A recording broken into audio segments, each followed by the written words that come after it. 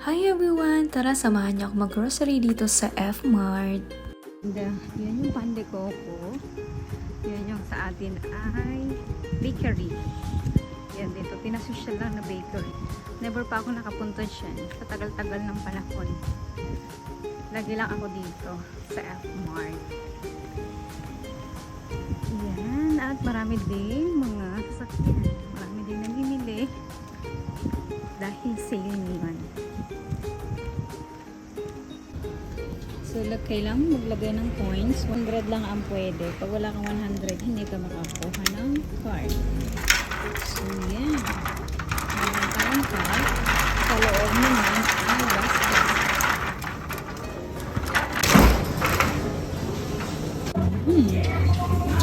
Bungad nila ay mga prutas.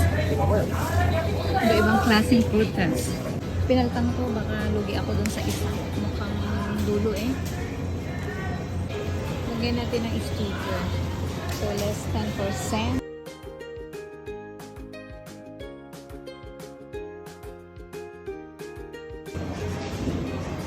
Ang balis maubos ng mga stock. Wala nang masyadong gulay. Ay, masyado din. Walang mahal naman ito.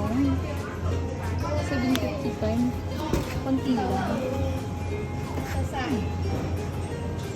Na lang ang kanilang daing. Try ko nga. Try lang ako nitong dilis. Na lang.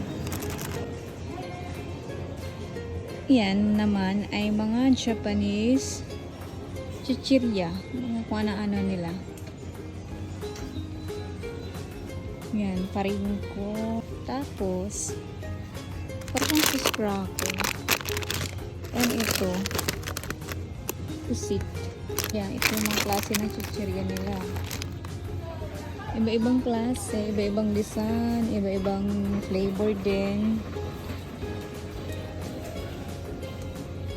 Ito din.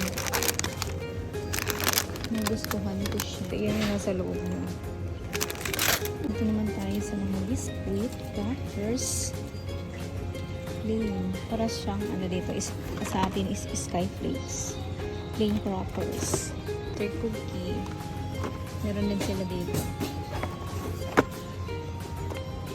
Iba-iba.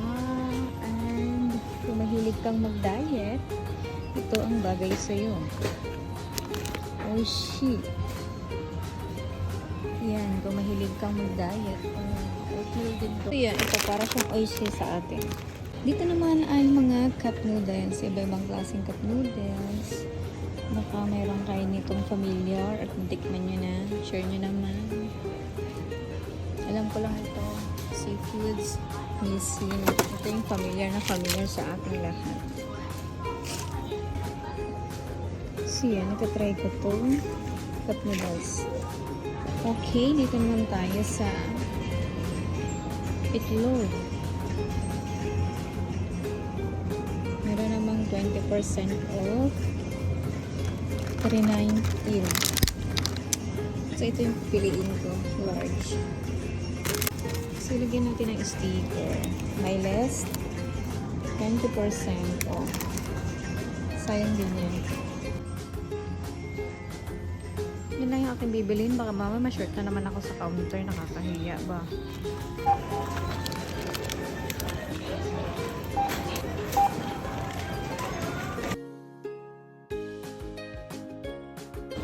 Tapos na tayo mag-grocery at ibabalik na natin yung cart. So, kukunin na natin yung insert natin kaninang 100 yen. So, ganito lang. Isip mo lang doon, lalabas na yun. 100 yen lang. Oh no! Biglang buhos ng ulan. Tapos biglang lakas ng hangin. Basa na ako.